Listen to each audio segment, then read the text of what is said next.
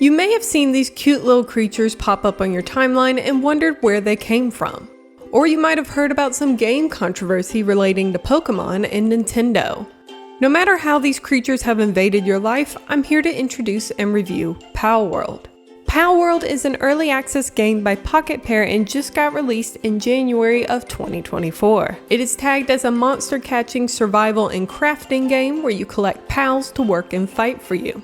For my review, I've been playing the game through Xbox Game Pass, which has been prone to a few more glitches and issues than the Steam version. With that said, let's get into it. Power to create a world of our choosing.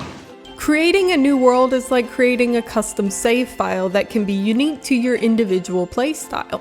When picking difficulty levels, you have the standard casual, normal, and hard difficulties, but you also have a custom setting. Custom difficulties have been popping up in games more often, and it allows you to fine-tune settings in your play experience. In Palworld, you have access to many settings that you can customize for each world, such as XP rate, day and night cycles, and more. Well, she was quite a character, sir.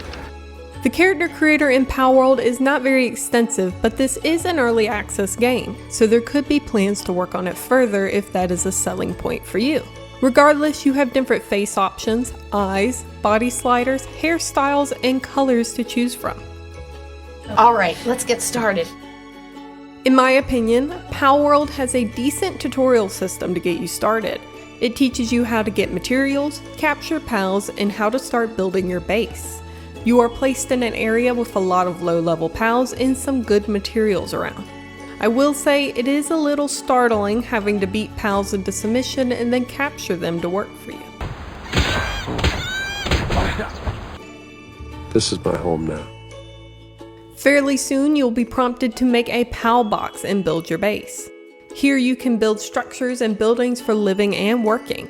Also, all of the pals you have collected will be stored in the pal box, so you can swap which pals are working at your base, which are in your party, and which are staying in the box. It is a nice system that has a lot of room for camp variety, but also maximizing efficiency at camp. You will be able to level up your base, which allows for more pals to work at it, and eventually multiple bases. You will have to build certain things at each base level if you want to continue leveling up your base. This can be things like berry plantations or coolers, and usually these items you'll want in your camp anyways. I like this idea as it gives me incentive to upgrade my base and usually requires me to build things I need or want. It's a bit crowded around here, you know? Speaking of your base, you can have your pals work at the base, doing tasks they are able to do. Each pal will display what they are good at doing, whether it is lumbering, mining, or something else. These pals will do the tasks when they can or want to, providing you with materials even when you're out exploring. The caveat to this is that pals have a bar called SAN, or mental stability, and if that gets low, they won't want to work and will be prone to slacking off. You have to find ways to combat this or run the risk of pals getting sick and or depressed. Yes, your pals can get depressed too. Look, Chris, when you're depressed, I'm depressed. At times in your adventure, your base might be invaded and you will have to defend it. What is great about having pals working at your base is that they can also fight the invaders. You can easily command them as well to attack with this alarm bell that you can build from the technology tree. We're in the wild fucking west, darling. Out in the wild, there is a multitude of pals running around, waiting to be captured. Currently, the developers state that there are over 100 different monsters in the world. Pals will need to be weakened and then captured in a pal sphere to be recruited to your cause. You can also hunt these pals if you need specific materials and don't want 100 land balls. All monsters and pals will display a level above their head to inform you how easy or hard the fight with them might be compared to your level and your pals' levels.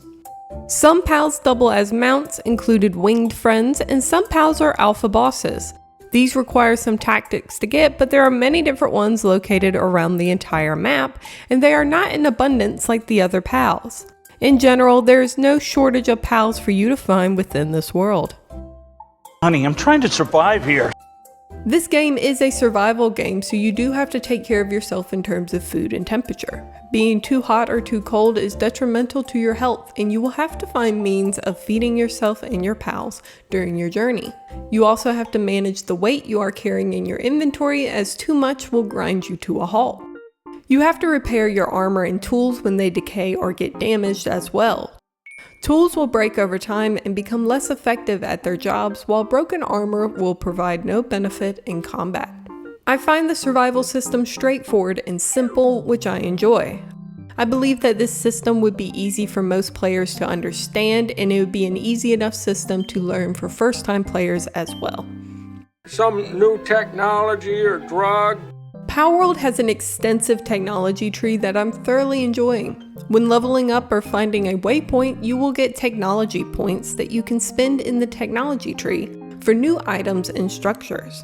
These will also be items you will need to level up your base or have a more reliable source of a certain material. As of right now, there's a whopping 50 levels to the technology tree with multiple recipes at every level. Eric's about to level up to Grand Sorcerer. As you gain XP in the world, your character will level up and you will get stat points to spend. These stat points can be used to increase your health, stamina, attack, work speed, or weight. Your level also corresponds with your pal's level, so if you capture a pal that is level 11 but you are only level 9, the pal will only be as good as a level 9 version of this pal until you level up. As pals are in your party, they will gain XP as well and continue to level up. So far, I find the leveling up system very nice, and I like how it corresponds to the pals in game progression. You can also change the rate of XP you gain in the settings so you can level up faster or slower depending on your playstyle. See some of the world, explore! Exploration is a huge part of this game, and it is an open world system. As you roam, you will find materials, new biomes, and even settlements. Exploration is made much easier with fast travel points that you can access from any fast travel point or your PAL box. Mounts will help you explore the region, as some fast travel points can be far away. I find the exploration in this game very fun, and I often find myself wandering way too far, trying to make it to the next waypoint. All my friends have gone to battle. Combat is a part of Palworld, as your first introduction to it will be hitting a lamb, a cat, or a chicken, your choice. As you find higher level pals and bosses, the combat will get trickier and require better equipment, tactics, and pals to help you. You can take 5 of your pals along with you and summon them one by one to help you in the battles. They will do their own attacks, but some also have special abilities that you can use in the battles, like a flamethrower ability. I mentioned alpha bosses earlier, but you also have big bosses that reside in these towers. One of these bosses will be listed as the final part of the tutorial as well. Even though the boss is listed in the tutorial, it should not be taken lightly. They usually have a ton of hit points and will prove to be quite challenging if you are not prepared or a high enough level. I should address the elephant in the room, as many of you have probably seen an image like this one. I haven't had the pleasure in crafting one of these weapons, but it does take the cake on the least likely thing I would expect in a game like this. I'm gonna build myself a righteous pad here. Building is another facet of this game, as you will need a roof over your head if you plan on sleeping. The build system is pretty straightforward, and you will gain more build materials as you progress the game. You start off with wooden structures and materials, but eventually you can make stone walls that are much more durable. You can even build some fun objects like bars and saunas. As long as you have the materials, you can build the farm or sweatshop of your dreams. I believe the building system could use some tweaking in terms of placing roofs and platforms, but most of the time it works great. I have some bad news. I do have a couple of cons about Palworld in my initial hours of playing the game. Since the game is in early access, these issues could be addressed, and if they are, I will definitely make a new video that re-reviews the game when it fully releases. First, in general, I think the Xbox version needs some more polishing. I haven't come across anything game-breaking, and the issues are minor. I have had experiences with people and pals getting stuck on terrain, and issues with pictures loading in later. I suspect most of this would be fixed upon a full release. Secondly, I feel like the tutorial should remove fighting the boss as one of its tasks, or at least place a lower level boss to fight for the tutorial. Most of the tutorial can be finished before the character reaches level 10, but the boss fight requires a much higher level than what you are led to believe.